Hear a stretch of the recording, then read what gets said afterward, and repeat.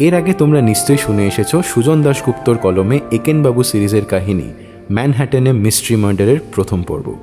এখন তোমাদের জন্য থাকছে এই গল্পের দ্বিতীয় তথা অন্তিম পর্ব। আজকের গল্পটা আমরা নিয়েছি দ্য ক্যাফে টেবিল থেকে প্রকাশিত একেনবাবু সমগ্র 6 এই বইটি থেকে। বইটা সংগ্রহ করবার লিঙ্ক দেওয়া রইল ডেসক্রিপশন বক্সে, চেক আউট করতে ভুলো না। আজ একেনবাবুর চরিত্রে আমাদের সঙ্গে রয়েছেন প্রখ্যাত অভিনেতা শ্রী সুমিত সমাদ্দার। তাহলে আর দেরি না করে শুরু করা যাক সুজন দাশগুপ্তর কলমে একেনবাবু সিরিজের কাহিনী ম্যানহ্যাটনে মিস্ট্রি মার্ডারের দ্বিতীয় তথা অন্তিম পর্ব।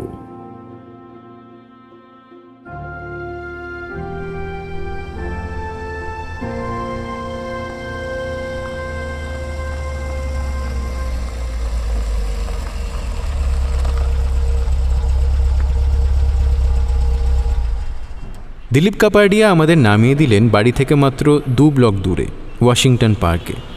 আমি বললাম ওখানে নামাতে। বাড়ির সামনে নামাতে হলে ওয়ান ওয়ের জন্য ওকে অনেকটা ঘুরতে হতো। রাস্তায় নেমে হাঁটতে হাঁটতে একেনবাবু হঠাৎ বলে উঠলেন, বুঝলেন স্যার, একজনকে ভালোবাসলে তার জন্য অনেক কিছু করা যায়। মানে কি বলতে চাইছেন? এই অরুণ শেঠের কথা ভাবছি। ও, তা কি ভাবছেন? মানে স্যার, ভাই বোনের মধ্যে ভালোবাসা নিয়ে আর কি। হোয়াট? অবৈধ প্রেম? এই না স্যার, ছি। তাহলে ভাবছিলাম উনি হয়তো সুজাতা দেবীকে সেদিন বোঝাবার চেষ্টা করছিলেন পুলিশ নিয়ে ওর চিন্তিত হওয়ার কোনো কারণ নেই, সন্দেহের সব তীর এখন ওর দিকে। কিন্তু জানেন স্যার, তার তো কোনো দরকারই ছিল না। তার মানে আপনি বলতে চান যে অরুণ খুনটা করেনি? তা তো বলিনি স্যার। বাড়িতে যখন প্রায় এসে গেছি তখন কথাটা ক্লিয়ার হলো। ঠিক ঢোকার মুখে ক্যাপ্টেন স্টুয়ার্টের সঙ্গে দেখা। একেনবাবুকে বললেন, তোমাকে ফোন করতাম, কিন্তু যখন এই পথ দিয়ে যাচ্ছি ভাবলাম খবরটা দিয়ে যাই। You are right Ekendra, you are right about Arun Sheth. তার মানে he had an alibi? Yes, and might be a good one. যখন ওকে বললাম সুজাতা শাহের একটা অ্যালিবাই আছে, সুজাতাকে জেরা করছি না, ওর মুখ চোখ একেবারে উজ্জ্বল হয়ে গেল। তখন জেরা না করতেও নিজের থেকেই অনেক কিছু বলে ফেলল। যাই হোক, ব্যাপারটা হলো অরুণ প্রায় ডক্টর আনন্দ শর্মা নামে এক ইন্ডিয়ান ডাক্তারের বাড়ি যেত লাঞ্চ করতে। নট এভরিডে, কিন্তু ইট ওয়াজ অলমোস্ট আ রুটিন। এই ডক্টর শর্মার বাড়ি অরুণ শেঠের অফিস থেকে মাত্র 6 ব্লক দূরে, সুতরাং হেঁটেই যাওয়া যায়। সেদিনও ও বেরিয়েছিল লাঞ্চে যেতে, কিন্তু রাস্তায় বেরিয়ে একটা ব্লক পেরোতে না পেরোতেই চোখে পড়ল ডক্টর শর্মার গাড়ি রাস্তায় পার্ক করা। ওটা নো পার্কিং এরিয়া। একটু অবাকই হলো, হয়তো ওর কোনো এমার্জেন্সি কল এসেছে ভেবে অরুণ একটা গ্রিক রেস্টুরেন্টে লাঞ্চ করে ফিরে যায়। যদি ডক্টর শর্মার বাড়িতে লাঞ্চ করতো তাহলে এতদিন তো ওকে আমাদের আটকে রাখার কোনো প্রয়োজনই হতো না, চট করেই অ্যালিবাইটা বেরিয়ে পড়তো। একেনবাবু দেখলাম ভুরু টুরু কুঁচকে কি জানি ভাবছেন। কিন্তু ডক্টর শর্মা তো বাড়িতে ছিলেন না। তা ঠিক। আপনি স্যার গ্রিক রেস্টুরেন্টটা চেক করেছেন তো? ইয়েস, লাকিলি একাধিকবার অরুণ ওখানে খেয়েছে, একজন ওয়েটার কনফার্ম করেছে। আর আমার ইনফরমেশনটা স্যার? সেটাও আজকালের মধ্যেই এসে যাবে। কি ইনফরমেশন? একেনবাবু আর ক্যাপ্টেন দেখি দুজনের মুখের দিকে তাকালেন। ওটা স্যার কিছু না, ওই অন্য ব্যাপার আর কি। ক্যাপ্টেন স্টুয়ার্ট চলে যেতেই আমি একেনবাবুকে বললাম, এ কি ব্যাপার বলুন তো? জিনিসটা কি আরও পাজলিং হয়ে যাচ্ছে না? ওয়াশিংটন ডিসি এখান থেকে যেতে কতক্ষণ লাগে স্যার? সেটা নির্ভর করছে আপনি কিভাবে যাবেন তার উপর। হ্যাঁ, তাও তো বটে। আচ্ছা ধরুন স্যার, যদি গাড়ি করে যাই তাহলে 3.5 ঘন্টার মতো লাগবে। আর প্লেনে? প্লেন আকাশে উঠবার পর মিনিট 35, কিন্তু তার সঙ্গে যোগ করুন এয়ারপোর্টে যাওয়ার টাইম আর প্লেনের জন্য রিপোর্টিং টাইম। তার সঙ্গে আরও যোগ করতে হবে টেক অফ আর ল্যান্ডিংয়ে যতক্ষণ সময় লাগবে। বুঝেছি স্যার, ভারী গোলমেলে হিসেব।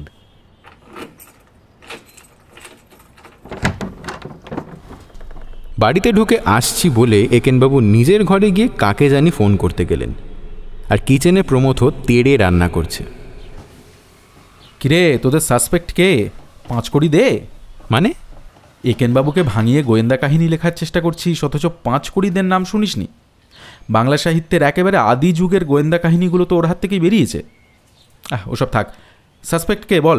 একেনবাবু কি উত্তর দেবেন আমি জানি না, আমার মতে বাটলার, মানে এক্ষেত্রে রাধুনি বেটাই দোষী।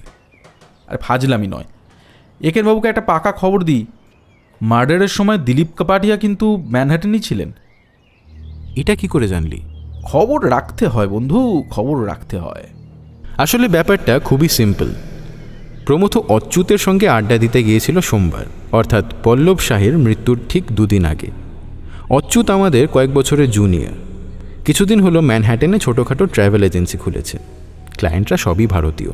কোনো এক প্রসঙ্গে যখন দিলীপ কাপাডিয়ার সঙ্গে কথা হচ্ছিল, অচ্যুত বলেছে যে খানিক আগেই নাকি ও দিলীপ কাপাডিয়ার জন্য ওয়াশিংটন ডিসি থেকে নিউ ইয়র্কে আসার প্রিপেড টিকিটের বন্দোবস্ত করে দিয়েছে। তোর ইনফরমেশনটা হয়তো ঠিক, তবে কনক্লুশনটা নয়। তার মানে হলো দিলীপ কাপাডিয়া বুধবার ওয়াশিংটন ডিসিতে ছিলেন, আজ দুপুরেই ওর সঙ্গে দেখা হলো আমাদের, তাই জানতে পারলাম। তাহলে হয়তো মঙ্গলবার উনি আবার ব্যাক করেছিলেন। এখন মনে হচ্ছে শুধু প্রিপেড টিকিটের কথা বলেছিলেন, ওয়ান ওয়ে না রিটার্ন সেটা খেয়াল করিনি। ঠিকই বলেছিস, শুটিংয়ের কাজে নিশ্চয়ই ওকে ওরকম শর্ট ট্রিপ নিতে হচ্ছে।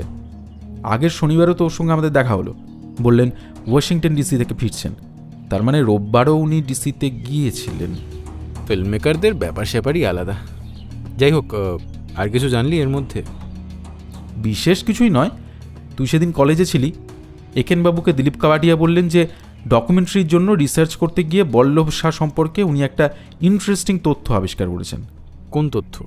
দিলীপ কাপাডিয়া নাকি জানার চেষ্টা করছিলেন বল্লভ শাহ ওর ওই ফাস্ট ফুডের ব্যবসা অল্প সময়ের মধ্যে এত বিশাল করে ফেললেন কিভাবে। খুব সহজে নাকি ব্যাপারটা ঘটেনি, দুবার দেউলিয়া হয়ে গেছিল ওর কোম্পানি। তবে বল্লভ শাহ খুবই চালু ব্যবসায়ী।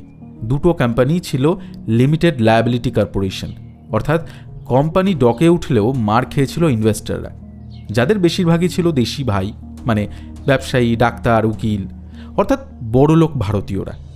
তাদের পুরো ইনভেস্টমেন্ট জলে গিয়েছিল। নতুন করে যখন বিজনেস শুরু করলেন, ওর ব্যাংক্রাপসি রেকর্ড দেখে নাকি ব্যাংক প্রথমে ধারই দিতে চায়নি। নিজের অ্যাসেট আর স্ত্রীর ইন্স্যুরেন্স থেকে পাওয়া টাকা দিয়ে ব্যবসার মূলধন জোগাড় করেছিলেন।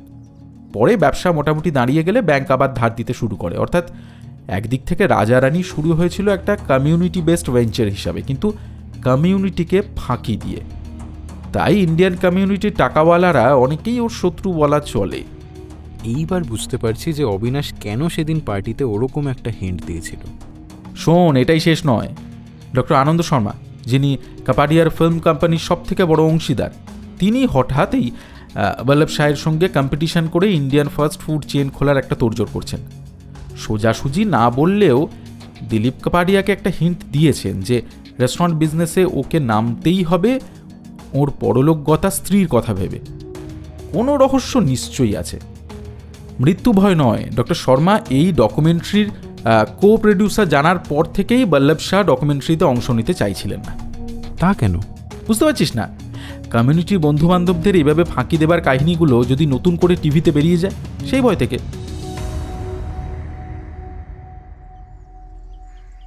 পরদিন বিকেলে আবার ক্যাপ্টেন স্টুয়ার্ট বাড়িতে এলেন। চেহারাটা যদিও পরিশ্রান্ত, কিন্তু মনে হলো বেশ মুডেই রয়েছেন। একটু চা চলবে নাকি sir?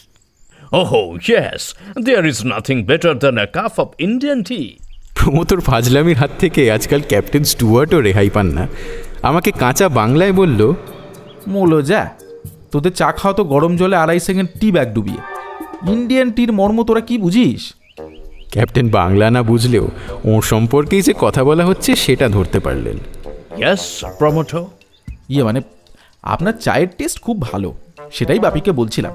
That's so nice of you. Thanks. Ekenbabu কেটলিতে জল চাপিয়ে এসে বললেন, ক্যাপ্টেন স্যার, আপনাকে একটু খুশি খুশি লাগছে? Oh, yes. Today is not a bad day. Finally, we are heading somewhere. একটু বুঝিয়ে বলুন স্যার। আজ সকালে পুলিশ কম্পিউটার চেক করে দেখলাম বুধবার 11:15টার সময় ডক্টর আনন্দ শর্মার গাড়ি মিউজিয়ামের উল্টো দিকে পার্ক করা ছিল। অর্থাৎ অরুণ সেঠ ঠিক কথাই বলেছে। ডক্টর শর্মাকে কি এই ব্যাপারে প্রশ্ন করেছেন sir? He is denying everything. ওর বক্তব্য পুলিশ লাইসেন্স প্লেটের নম্বর টুকতে ভুল করেছে। সেটা কি একেবারেই অসম্ভব? পুলিশ শুধু লাইসেন্স প্লেটের নম্বর টোকে না, কি গাড়ি, তার কি রং, সব কিছুই নোট করে। গাড়িটা কালো মার্সিডিজ, অর্থাৎ ডক্টর শর্মার ঠিক যেমন গাড়ি তাই। তার মানে ডক্টর শর্মার এটা নিয়ে কোনো এক্সপ্লানেশন নেই, তাই তো? No, but he has another not that believable story. ওর গাড়ির এক সেট চাবি নাকি কিছুদিন আগে হারিয়ে গিয়েছিল। ওর বক্তব্য, সেই চাবি দিয়ে ওর অজান্তে নিশ্চয়ই কেউ গাড়িটা চালিয়েছে। বলেন কি স্যার? এখানেই শেষ নয়, সেই হারিয়ে যাওয়া চাবি ডক্টর শর্মা নাকি ফেরতও পেয়েছেন।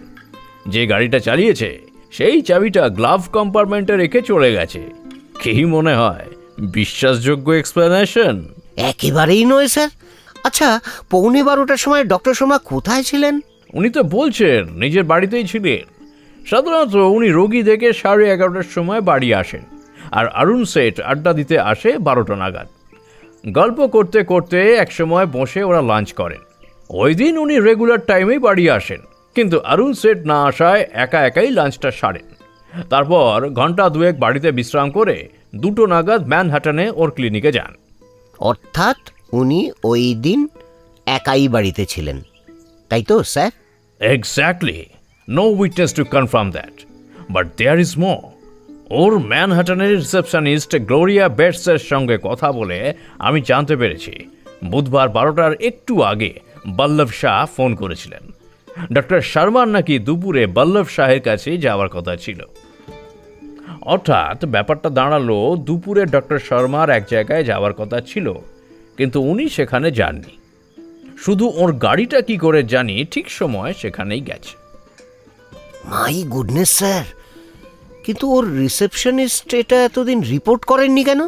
ওয়েল, ডক্টর শর্মা যখন ক্লিনিকে আসেন তখন গ্লোরিয়া ফোন আসার কথাটা জানায়। ডক্টর শর্মা কথাটা শুনে খুব অবাক হন, অন্তত অবাক হবার ভান করেন। উনি বলেন গ্লোরিয়া নিশ্চয়ই ভুল শুনেছে। গ্লোরিয়া এমনিতে হয়তো পুলিশকে ঘটনাটা জানাতো, কিন্তু অরুণ শেঠ দোষ স্বীকার করায় প্রয়োজন বোধ করেনি। এইবার বুঝলাম স্যার আপনার খুশির কারণটা। গাড়ি যখন ওখানে ছিল তখন অপরচুনিটি তো ছিল, কিন্তু মিনস আর মোটিভ কি ধরতে পারা গেছে স্যার? মোটিভ তো একটা আছে, এটা ওর মেয়ে সুজাতা আর অরুণ শেঠের সঙ্গে কথা বলে বুঝতে পেরেছি। বল্লভ শাহের ট্রিকারিতে ডক্টর শর্মা স্ত্রীর বিয়ের সমস্ত গয়না বন্ধক রেখে খুইয়েছিলেন, যা টাকা দিয়েও এখন ফেরত পাওয়ার উপায় নেই। ওর স্ত্রী আজীবন সেই শোক ভুলতে পারেননি। অরুণ তার সাক্ষী, তিনি মারা গেছেন গত বছর। মনে হচ্ছে সেই কষ্টের তাড়না ধীরে ধীরে ডক্টর শর্মার অসহ্য হয়ে উঠছিল। মেন্সটা মিসিং মানছি, কিন্তু ওটা তো একটা দড়ি মাত্র। ক্যাপ্টেন চলে যাওয়ার পর থেকে একেনবাবুকে কেমন জানি নিষ্প্রভ বলে মনে হলো। হয়তো কেসটা নিজে সলভ করতে পারেননি বলেই। আমার ধারণা অবশ্য একেনবাবুর জন্যই ক্যাপ্টেন স্টুয়ার্ট এতটা দূরে এগোতে পেরেছেন। কেসটার টার্নিং পয়েন্ট নিঃসন্দেহে অরুণ শেঠের প্রথমে দোষ স্বীকার করে পরে হঠাৎ অস্বীকার করা, যেটা একেনবাবুর সুজাতা সম্পর্কে ইনফরমেশন দেওয়ার জন্যই ঘটেছে। কিন্তু এসব নিয়ে ওকে প্রবোধ দেওয়ার কোনো অর্থই হয় না। লোকাল ইভিনিং নিউজে ডক্টর শর্মাকে জিজ্ঞাসাবাদের জন্য পুলিশের নিয়ে যাবার খবরটা ছিল, অর্থাৎ ব্যাপারটা এখন আর গোপনীয় কিছু নয়। তবে ফর্মালি ওকে অ্যারেস্ট করা হয়নি। রাত্রে প্রমথ ডিপার্টমেন্টে একটা সেমিনার ছিল। প্রমথ যখন বেরোচ্ছে তখন একেনবাবু বললেন, আমাকেও স্যার একটু লাইব্রেরিতে যেতে হবে। ওরা দুজন চলে যেতেই আমি ঘরদোর পরিষ্কার করা শুরু করলাম। কাল সকালে দিলীপ কাপাডিয়া দলবল নিয়ে শুটিং করতে আসছেন। সেটা আবার হচ্ছে আমারই অ্যাপার্টমেন্টে। নিজে প্রমথর অ্যাপার্টমেন্টের ইদানিং যা অবস্থা, পরিষ্কার পরিচ্ছন্ন করে সেটা ভদ্রস্থ করে তুলতে অন্তত 3 থেকে 4 দিন তো লেগেই যাবে। 9:30 নাগাদ ক্যাপ্টেন স্টুয়ার্টের ফোন। একেনবাবুকে নিচে ধরতে না পেরে আমার অ্যাপার্টমেন্টেই ফোন করেছেন। একেনবাবু এখানেও নেই শুনে খবরটা আমাকেই দিলেন। ক্যাপ্টেন স্টুয়ার্টের গলায় খুশি খুশি ভাব। ডক্টর শর্মার গাড়ি সার্চ করে ট্রাঙ্ক থেকে নাকি একটা দড়ির বান্ডিল পাওয়া গেছে। যে দড়িটায় ফাঁস দিয়ে বল্লভ শাহকে হত্যা করা হয়েছে সেই দড়িটা নাকি এই বান্ডিল থেকেই কাটা হয়েছিল। দারুণ খবর। মোটিভ আর অপরচুনিটির সঙ্গে এখন মিনসও পাওয়া গেল। ক্যাপ্টেন স্টুয়ার্টের উৎফুল্ল হওয়ার কারণ বুঝতে এতটুকু অসুবিধা হলো না। আর একটা কথা, একেন্দ্রাকে জানিয়ে দিও ফোন কলটা বুধবার 11:30টার সময় করা হয়েছিল। কোন কলটা? He will understand. ইনফ্যাক্ট প্রশ্নটা করা মাত্র আমারও মনে পড়ল, নিশ্চয়ই ডক্টর শর্মার ক্লিনিকে বল্লভ শাহের ফোনের কথাটাই বলছেন। এদিকে সারাদিন কাজ করে আমার ভীষণ ঘুম পাচ্ছিল। মেসেজটা নিচে রেখে এসেই শুয়ে পড়লাম।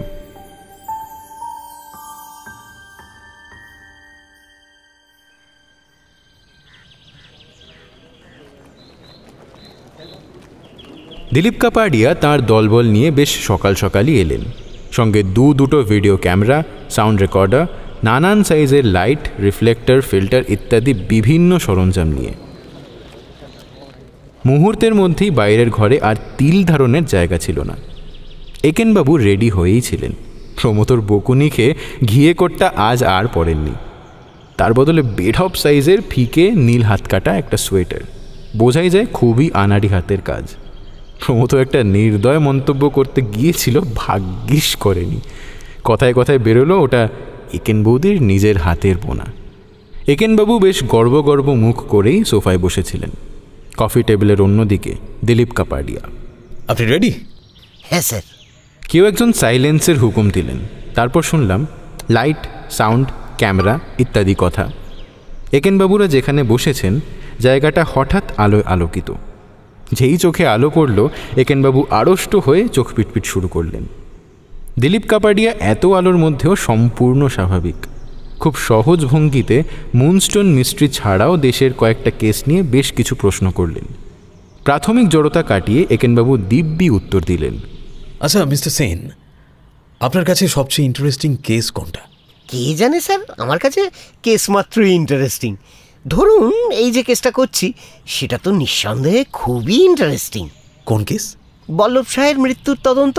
ও, ওটা আপনি করছেন? ঠিক ঠিক আমি না স্যার, তবে পুলিশকে একটু সাহায্য করছি।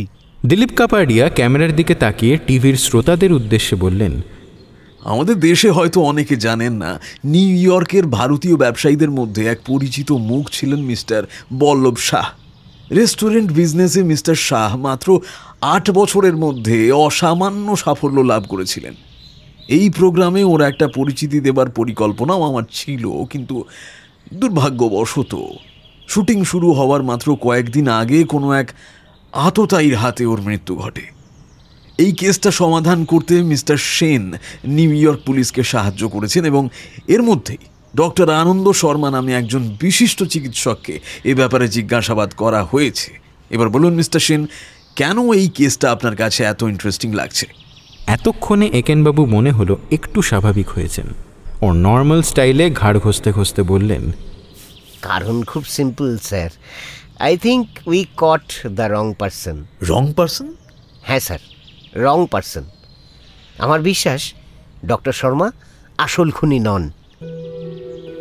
That's interesting. Could you explain that? মানে এই ক্যামেরার সামনে স্যার। আর এটা তো আমার অনুমান, মানে পুলিশের নয়। Why not? এটা আপনার ইন্টারভিউ, আপনার কথা শোনার জন্যই তো এখানে আসা। তাহলে ঠিক আছে স্যার, বলছি। কিন্তু তার আগে স্যার আপনাকে একটা প্রশ্ন করি। আচ্ছা স্যার, মানুষকে খুন করে কেন বলুন তো? Are you asking me? হ্যাঁ স্যার। ওয়েল, আমি আপনার মতো ক্রাইম এক্সপার্ট নই, but I can think of number of reasons. ওটা ক্রাইম অফ প্যাশন হতে পারে, অথবা টাকা, সম্পত্তি, পলিটিক্যাল মোটিভ, রিভেঞ্জ, অনেক কিছুই পেছনে থাকা সম্ভব। That's enough sir. এবার খেয়াল করুন স্যার, এই প্রত্যেকটা কারণের পেছনে একটা কমন পয়েন্ট আছে। I don't understand. Let me explain sir. Common point হলো প্রত্যেকটাই ভিকটিম সংক্রান্ত। অর্থাৎ লোকটাকে হত্যা করা হয়েছে কারণ লোকটার সম্পত্তি কারো হাতে আসবে, পলিটিক্যালি কেউ লাভবান হবে, বা লোকটা কোনো ক্ষতি করেছিল তার প্রতিশোধ নিতে। বুঝতে পারছেন স্যার আমি কি বলতে চাইছি? আই থিঙ্ক সো, কিন্তু বুঝতে পারছি না আপনার পয়েন্টটা কি। পয়েন্টে আসছি স্যার, কিন্তু তার আগে কাইন্ডলি আরেকটা প্রশ্নের উত্তর দেবেন। ওই ডক্টর শর্মার খুন করার মোটিভটা কি বলুন তো? I can only speculate mister Sen. বাজারে গুজব আছে মিস্টার শাহ বহু লোককে ঠকিয়ে ওর বিজনেসটা এত বড় করেছেন। ইট ইজ পসিবল, ডক্টর শর্মাও ওর ভিকটিম হয়েছিলেন। এটা সেই ক্ষতির প্রতিশোধ নেওয়া। ঠিক স্যার, অবশ্যই সেটা হতে পারে, তবে আরেকটা সম্ভাবনাও উপেক্ষা করতে পারছি না। আরেকটা সম্ভাবনা? হ্যাঁ স্যার, ধরুন মিস্টার শাহকে যিনি মার্ডার করেছেন তার সঙ্গে মিস্টার শাহের কোনো সম্পর্কই নেই। সেক্ষেত্রে মিস্টার শাহের সঙ্গে কার সম্পর্ক খারাপ বিচার করে খুনি ধরতে গেলে বিরাট ভুল হয়ে যাবে, তাই নয় কি? বুঝলাম না, কি বলতে চাইছেন? শুধু দিলীপ কাপাডিয়া নয়, আমিও একেনবাবুর বক্তব্যের কোনো মাথা মুন্ডু খুঁজে পাচ্ছিলাম না। সেই জন্যেই কেসটা এত ইন্টারেস্টিং স্যার। আমার ধারণা ডক্টর শর্মা, অর্থাৎ যাকে খুনি বলে সাজানো হয়েছে, তার মৃত্যুদণ্ড বা জেল হলে যার লাভ, তিনিই হচ্ছেন আসল হত্যাকারী। বল্লভ শাহর খুন হবার একমাত্র কারণ হলো সেটাই। দাঁড়ান মিস্টার সেন, আপনি কি প্রমাণ করতে পারবেন ডক্টর শর্মার বল্লভ শাহকে মারার কোনো মোটিভ বা কোনো সুযোগ ছিল না, নাকি ওর কোনো অ্যালিবাই ছিল? না স্যার, কোনোটাই প্রমাণ করতে পারবো না। তাহলে মোটিভের ব্যাপারে আপনি একদম রাইট স্যার, কিন্তু অপরচুনিটির ব্যাপারে আমি কিন্তু শিওর নই। আমি যতদূর জানি এমন কেউ নেই যে ডক্টর শর্মাকে বুধবার দুপুরে বল্লভ শাহের বাড়িতে ঢুকতে দেখেছে। আছে কি? ঢুকতে না দেখলেও ডক্টর শর্মার গাড়ি বল্লভ শাহের বাড়ির পাশের রাস্তায় দাঁড় করানো ছিল, তাই না? আর কি প্রমাণের দরকার? সেটাই তো প্রশ্ন স্যার। আর ব্যাপারটা সত্যিই পাজলিং টু মি, জানেন। মানে ভেবে দেখুন, নিউ ইয়র্কের মতো শহরে দিনে দুপুরে নো পার্কিং এরিয়াতে গাড়ি দাঁড় করিয়ে কাউকে খুন করতে যাওয়া।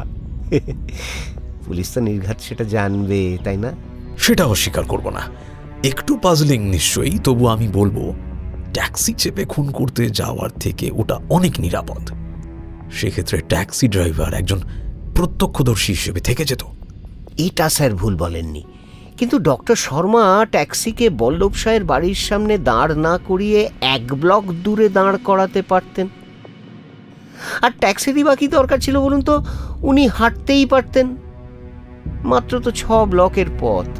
শীতের মধ্যে হাঁটতে ইচ্ছে না করলে স্বচ্ছন্দে সাবওয়েও নিতে পারতেন। সেটাই তো পারফেক্ট হতো, তাই না? বোঝাই যাচ্ছে মিস্টার সেন, উনি আপনার মতো স্মার্ট নন। তাই যদি হতেন, তাহলে যে দড়ি গলায় পেঁচিয়ে খুন করেছেন সেই দড়ির বান্ডিলটাই গাড়ির ট্রাঙ্কে ফেলে রাখতেন না, কিংবা বল্লভ শাহের সঙ্গে অ্যাপয়েন্টমেন্ট করে খুন করতে যেতেন না। এগুলো অবশ্য গত রাত্রে লোকাল নিউজ চ্যানেলের খবর। সত্যি মিথ্যা আপনারাই ভালো জানবেন। না স্যার, আপনি ঠিকই বলেছেন। আর সেটাই ট্রুলি পাজলিং। একজন বুদ্ধিমান লোক একসঙ্গে এতগুলো বোকামি করবেন কেন? Apparently he did. সেটাই পুলিশের ধারণা স্যার, কিন্তু আমার ধারণা তারা ভুল পথে এগোচ্ছে। কেন? তার দুটো কারণ তো আপনিই এক্ষুনি বললেন স্যার। যে দড়ি খুন করতে ব্যবহার করেছেন তার বান্ডিল নিজের গাড়ির ট্রাঙ্কে রেখে দিলেন কেন? অন্য কোথাও ফেলার হয়তো সুযোগ পাননি। খুনের পরে তো অনেক ঘন্টা কেটে গেছে স্যার, এতটা সময়ের মধ্যেও হয়তো খেয়াল করেননি যে বান্ডিলটা পড়ে আছে। আসল খুনি খুবই সতর্ক লোক স্যার। কি করে সেটা বুঝলেন? ওই যে অফিসে কোনো ফিঙ্গারপ্রিন্ট নেই, অর্থাৎ সব সময় তিনি গ্লাভস পরেছিলেন। যিনি এরকম হিসেব করে চলেন তিনি এতগুলো মারাত্মক ভুল করবেন কেন? নো পার্কিং এরিয়াতে গাড়ি পার্ক করা, অ্যাপয়েন্টমেন্ট নিয়ে খুন করতে যাওয়া, দড়ির বান্ডিল গাড়িতেই ফেলে রাখা। সেটাই তো আপনাকে বললাম, বুদ্ধিমান হওয়া সত্ত্বেও ভুলগুলো করেছিলেন উনি। এর থেকে অনেক সহজ এক্সপ্লানেশন কিন্তু আছে স্যার, জানেন। ডক্টর শর্মা বলেছেন ওর একটা সেট চাবি খোয়া গেছে। সেটা যদি হত্যাকারীর হাতে যায় তাহলে তার পক্ষে দড়ির বান্ডিলটা একসময় ট্রাঙ্কে ঢুকিয়ে দেওয়া মোটেই কঠিন ব্যাপার নয়, তাই না? এমনকি হত্যাকারীর পক্ষে গাড়িটা চুরি করে নো পার্কিং এরিয়াতে পার্ক করে হত্যাকাণ্ডটি সেরে আবার সস্থানে গাড়ি রেখে আসাটাও অসম্ভব নয়, ঠিক কিনা স্যার? That's nonsense. আপনি যা বলছেন তা ডক্টর শর্মার কথা, কিন্তু আমি যতদূর শুনেছি পুলিশ অনেক পরীক্ষা করেও ডক্টর শর্মার গাড়ি আর কেউ চালিয়েছে বলে প্রমাণ পাননি। আমি ফরেন্সিক এক্সপার্ট নই বটে, কিন্তু এটা জানি যে কেউ সিটে বসলে তার জামা কাপড়ের সূক্ষ্ম ফাইবার প্রায় সব সময় সিটে লেগে থাকে। অবশ্য আপনি বলতে পারেন খুনি লন্ড্রি থেকে ডক্টর শর্মার জামা কাপড় চুরি করে গাড়িতে বসেছিল। চেষ্টা সত্ত্বেও দিলীপ কাপাডিয়া তাঁর গলার স্বর থেকে শ্লেষের ভাবটা এড়াতে পারলেন না। না, আমি কিন্তু সেটা বলবো না। কিন্তু আর একটা সম্ভাবনার কথা ভাবুন স্যার, ডক্টর শর্মার মতো কালো মার্সিডিস তো আরও অনেকেরই আছে, তাই না?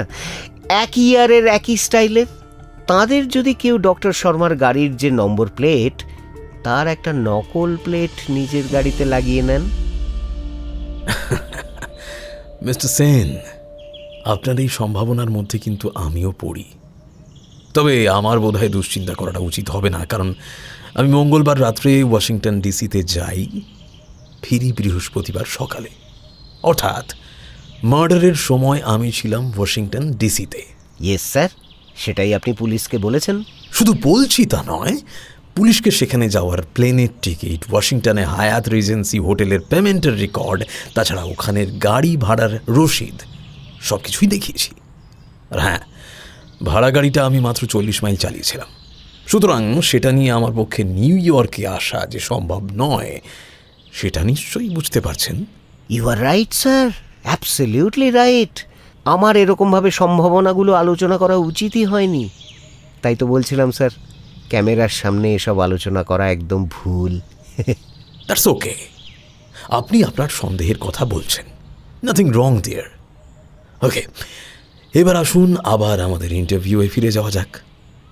আপনার মতে? স্যার, এতটা যখন ধৈর্য ধরে শুনলেন, তাহলে আরেকটা সম্ভাবনার কথাও আপনাকে বলে ফেলি, কেমন?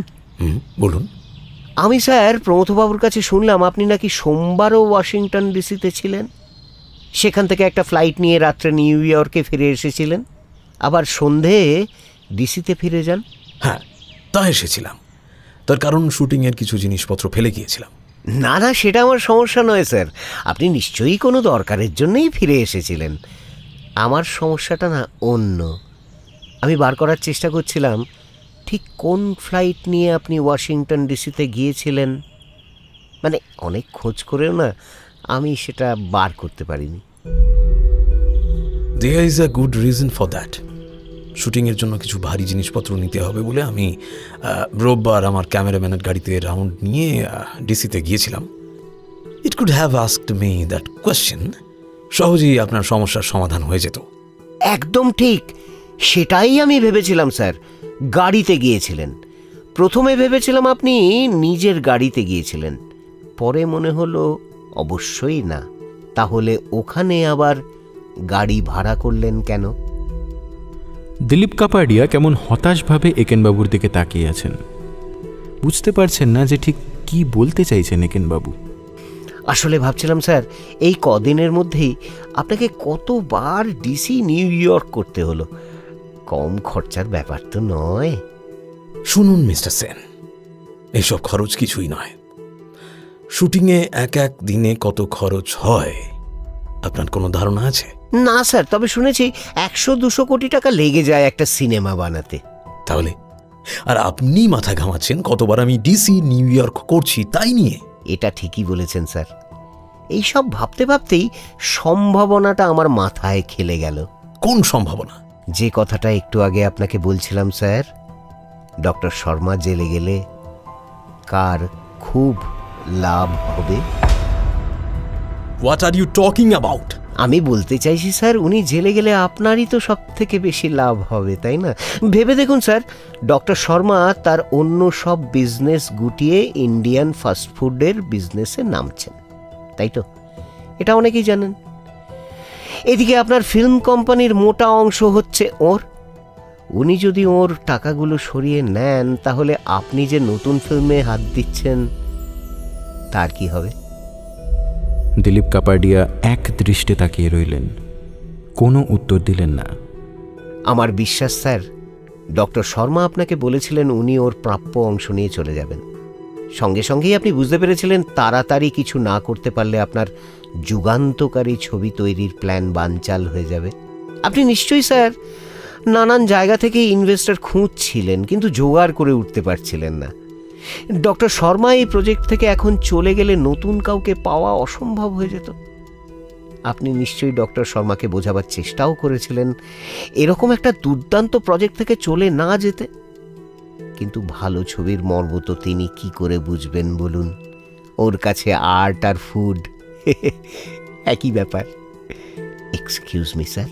একেনবাবু টেবিলে রাখা জলের বোতলের ছিপি খুলতে খুলতে বললেন, লাইটগুলো স্যার সূর্যের আলোকেও হার মানায়।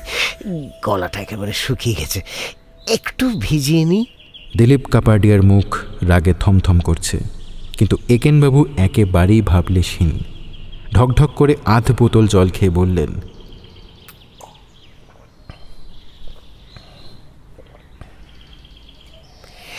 ও হ্যাঁ স্যার, যেটা বলছিলাম, আপনাকে এখন এমন একটা কিছু করতে হবে যাতে ডক্টর শর্মা আপনার ফিল্ম কোম্পানি থেকে ওর টাকাগুলো সরাতে না পারেন।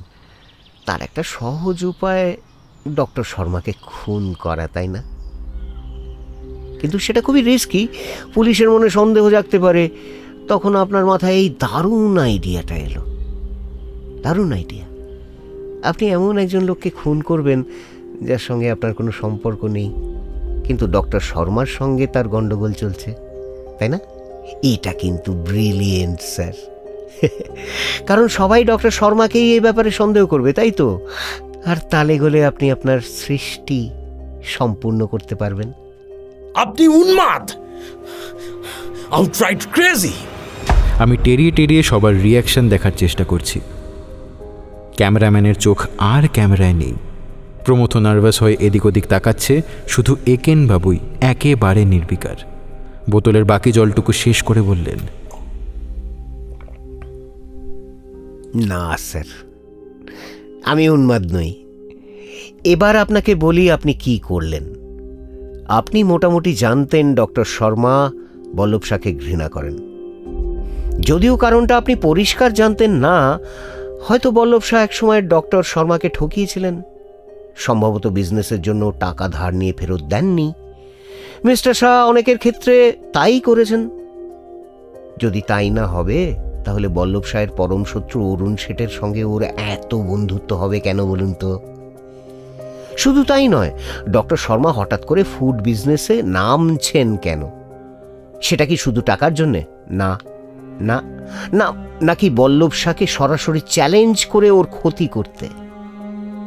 যাই হোক, আপনার মনে হলো বল্লভ শাহকে খুন করার একটা মোটিভ ডক্টর শর্মার আছে, তাই না? অর্থাৎ ডক্টর শর্মাকে ফাঁসাতে হলে মিস্টার শাহই হলেন খুন হবার উপযুক্ত ক্যান্ডিডেট।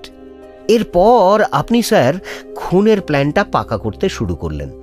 একটা দুশ্চিন্তা আপনার ছিল, নিউ ইয়র্ক পুলিশ আপনার সাজানো ক্লুগুলো ঠিকঠাক ধরতে পারবে কিনা। You wanted to give the police all the help you could, যাতে ডক্টর শর্মা তাড়াতাড়ি ধরা পড়ে যান। কেউ নিশ্চয়ই আমার কথা আপনাকে বলেছিল। সেই জন্যই sir I too became a part of your documentary. আপনি আমার মধ্যে বল্লভ শাহ সম্পর্কে একটা কিউরিওসিটি জাগিয়ে দিলেন, যাতে তার মৃত্যুতে আমিও নিজের থেকে একটা অনুসন্ধান চালাতে শুরু করি। এরপর নিজের একটা অ্যালিবাই তৈরি করার কাজে লেগে গেলেন, যাতে প্রমাণ থাকে খুনের সময় আপনিই বাইরে ছিলেন। দিলীপ কাপাডিয়ার চোয়াল দেখলাম শক্ত হয়ে গেছে, আর ঠোঁটটা থরথর করে কাঁপছে। বুঝতে পারছিলাম উনি একেবারে ফিউরিয়াস, নিতান্ত ভদ্রলোক বলে এতক্ষণ আত্মসংবরণ করে আছেন।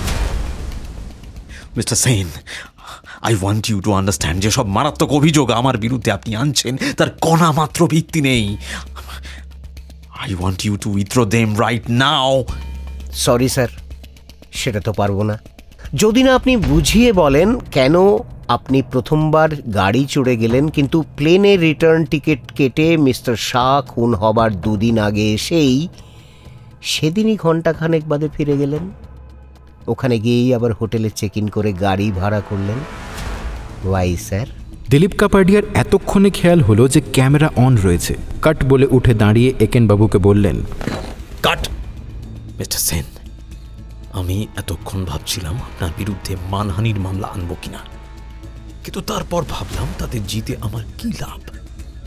আপনার ব্যাংক ব্যালেন্সের অবস্থা যদি আপনার জামা কাপড়ের মতো হয়, তাহলে ক্ষতিপূরণ হিসেবে আমার কানা কড়িও জুটবে না। It will be a waste of time.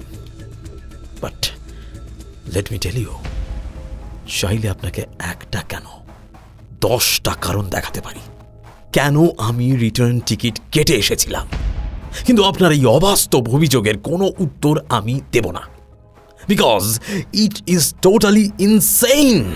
আপনি নিশ্চয়ই স্যার অনেক কারণ দেখাতে পারেন, তবে দুটো কারণ আমি অনুমান করতে পারি, যদিও সে দুটো আপনি বলবেন না। আপনি একটা দড়ি থেকে একটা টুকরো কেটে রেখে বাকি বান্ডিলটা সঙ্গে এনেছিলেন। সেই সঙ্গে এনেছিলেন একটা গাড়ির নিউ ইয়র্ক স্টেটের নাম্বার প্লেট। ডিসিতে সেটা বানিয়েছিলেন আপনার চেনা জানা সিনেমার কোনো প্রপ মেকারকে দিয়ে। কেন এনেছিলেন সেটা স্যার বলি? কেন নয়, এতটাই যখন বানাতে পারলেন ওটাও বলুন। প্লেন থেকে নেমেই আপনি সোজা আপনার বাড়িতে গিয়ে আপনার নিজের গাড়ির নাম্বার প্লেট সরিয়ে ডিসি থেকে নিয়ে আসা নাম্বার প্লেটটা লাগালেন। ওটা ছিল ডক্টর শর্মার গাড়ির নাম্বার। এবার দড়ির বান্ডিলটা নিয়ে ডক্টর শর্মার গাড়ির ট্রাঙ্কে সেটা রাখলেন। আপনি জানতেন ডক্টর শর্মার গাড়ি কোথায় থাকে, আর তার এক সেট চাবি আগে থেকেই আপনি চুরি করে রেখেছিলেন। কাজটা সেরে চাবিটা গ্লাভ কম্পার্টমেন্টে ফেলে দিয়ে আপনি ডিসিতে ফিরে গেলেন। চমৎকার গল্প, কিন্তু তাও তো ফাঁক রয়ে গেল। যেদিন খুনটা হলো সেদিন তো আমি ডিসিতে ফিরেছি তার পরের দিন। সেটাই আমি ভাবছিলাম। তখন হঠাৎ মনে হলো স্যার, সেক্ষেত্রে আপনার অফিস থেকে খুনের দিন কে ফোন করেছিলেন ডক্টর শর্মার অফিসে? ফোন যে করা হয়েছিল আমি জানি স্যার। আপনার অফিসে লাস্ট কল ডায়ালড বাটনে ভুল করে টিপে আপনার মার্লিন ফোনের ডিসপ্লেতে যে নাম্বারটা পেয়েছিলাম সেটা কি ছিল জানেন? সেটা ছিল 2627424। কি করব স্যার, ফটোগ্রাফিক মেমোরি তো, নম্বরগুলো সবসময় চোখের সামনে ভাসে।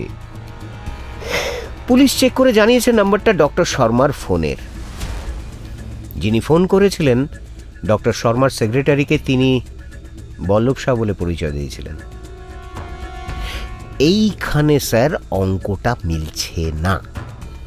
ফোন করা হয়েছে আপনার অফিস থেকে, আমি নিজের চোখে তার প্রমাণ পেয়েছি। ফোনটা গেছে ডক্টর শর্মার অফিসে, কখন সেই সময়টাও পুলিশ চেক করে জেনেছে, অথচ আপনি তখন ডিসিতে। কি অদ্ভুত ব্যাপার, তাই না স্যার? এবার দিলীপ কাপাডিয়ার মুখ ফ্যাকাশে মেরে গেছে। কিন্তু আমি তো তখনও ডিসিতে। পরের দিন আমি চেক আউট করি হোটেল থেকে, গাড়ি রিটার্ন করি, তারপর নিউ ইয়র্কে ফিরে আসি ক্যামেরাম্যানের গাড়িতে। পুলিশ প্লেনের রেকর্ড চেক করে দেখাতে পারে। কিন্তু অন্যভাবেও তো যাতায়াত করা যায় স্যার, খুব দ্রুত গতিতেই। সেটাই আপনি করেছিলেন, ট্রেন ধরে। খুনের দিন সকালে ট্রেনে করে বাড়ি এসে নিজের গাড়ি পার্ক করলেন বল্লভ শাহর অফিসের সামনে নো পার্কিং জোনে। গাড়ি থেকে নেমে ওর অফিসে গিয়ে অতর্কিতে বল্লভ শাহকে আক্রমণ করে গলায় দড়ি পেঁচিয়ে ভদ্রলোককে খতম করতে বেশি সময় আপনার কিন্তু লাগেনি স্যার। বেরিয়ে এসে ইতিমধ্যে দেখলেন গাড়িতে পুলিশের টিকিটও পেয়েছেন। ব্যাস, মিশন অ্যাকমপ্লিশড। গাড়ি নিয়ে বাড়িতে গিয়ে গাড়ি থেকে ডক্টর শর্মার ভুয়ো নাম্বার প্লেটটা সরিয়ে নিজের আসল নাম্বার প্লেটটা লাগালেন। তারপর সেই ভুয়ো নাম্বার প্লেটটা নিয়ে আবার ট্রেনে করে ফিরে গেলেন ডিসিতে। এটাও তো আপনি করে থাকতে পারেন, তাই না স্যার? যা বললাম সেগুলো কিন্তু পুলিশ নানাভাবেই চেক করতে পারবে। আজ আমার ইন্টারভিউ আর হবে না স্যার। আপনি শুটিংয়ের জন্য যন্ত্রপাতি প্যাক করতে বলুন। ক্যাপ্টেন স্টুয়ার্ট আসছেন আপনাকে জিজ্ঞাসাবাদ করতে নিয়ে যাওয়ার জন্য।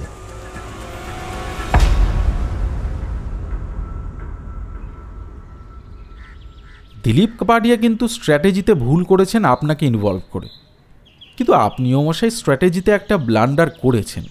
কোথায় স্যার? আপনার ডকুমেন্টারিটা শেষ হবার পর মিস্টার কাপাডিয়াকে ধরিয়ে দেওয়া আপনার উচিত ছিল, তাহলে দূরদর্শনে আপনার ইন্টারভিউটা অন্তত সবাই দেখতে পেত। কথাটা ভুল বলেনি স্যার, আমি আবার বড়াই করে আমার ফ্যামিলিকে টিভির কথাটা লিখে ফেলেছি। অর্থাৎ আপনার কপালে অনেক দুঃখ আছে। তাই একটু আছে স্যার। না, এই অ্যাঙ্গেল থেকে সত্যি কিন্তু আমি একদম চিন্তা করিনি। সেটাই তো আপনার সমস্যা, অলওয়েজ সিঙ্কিং ড্রিঙ্কিং ওয়াটার। আপনার প্ল্যানটা আগে ভাগে আমাকে জানালে উপদেশটা সময় মতো পেতেন। সমাপ্ত হলো একেন বাবু সিরিজের কাহিনী ম্যানহ্যাটেনে মিস্ট্রি মার্ডার। কাহিনী সুজন দাশগুপ্ত, একেন বাবুর চরিত্রে সুমিত সমাদ্দার, বাপির চরিত্রে ছিলাম আমি অনুভব, প্রমথর চরিত্রে ছিল রণদীপ, দিলীপ কাপাডিয়ার চরিত্রে ছিল কৌশিক, অরুণ শেঠের চরিত্রে ছিল রনিত, ডক্টর আনন্দ শর্মার চরিত্রে ছিল লিও, অবিনাশের চরিত্রে ছিল অর্ণব, মিসেস কাপাডিয়ার চরিত্রে ছিল পাপিয়া, মিশেল ব্রিঙ্কলির চরিত্রে ছিল বর্ণিশা, রেক্স রিডের চরিত্রে ছিল রিতম, সুজাতা শাহর চরিত্রে ছিল খুশি এবং ক্যাপ্টেন স্টুয়ার্টের চরিত্রে ছিল পার্থ। শব্দগ্রহণ এবং বিশেষ সহযোগিতায় ছিল লিও, আবহ সৃষ্টি এবং স্পেশাল এফেক্টসে ছিল ম্যাক্স ওরফে ইন্দ্র। নাট্যরূপ ও নির্দেশনায় ছিলাম আমি অনুভব এবং রক্তিম। একেনবাবুর থিমটা বানিয়েছে সৌরভ ভট্টাচার্য এবং পোস্টার ডিজাইন করেছে ঋদ্ধিরাজ। তাহলে কেমন লাগলো আমাদের সমগ্র উপস্থাপনা জানাও কমেন্ট করে। যদি গল্পটা ভালো লেগে থাকে তাহলে ভিডিওটা লাইক করো, সবার সঙ্গে প্লিজ শেয়ার করে নাও, আর চ্যানেলটা এখনও সাবস্ক্রাইব না করা থাকলে প্লিজ করে দাও, আর সাবস্ক্রাইব বাটনের পাশে থাকা বেল আইকনটা অবশ্যই অল করে দাও যাতে আমাদের নতুন গল্পের সমস্ত আপডেটস তোমাদের কাছে ঠিকভাবে পৌঁছে যায়। তাহলে আজকের মতো এই পর্যন্তই। সবাইকে জানাই শারদীয়ার প্রীতি, শুভেচ্ছা এবং অভিনন্দন। সবার পুজো খুব ভালো কাটুক। নমস্কার, দেখা হচ্ছে আগামী সপ্তাহে।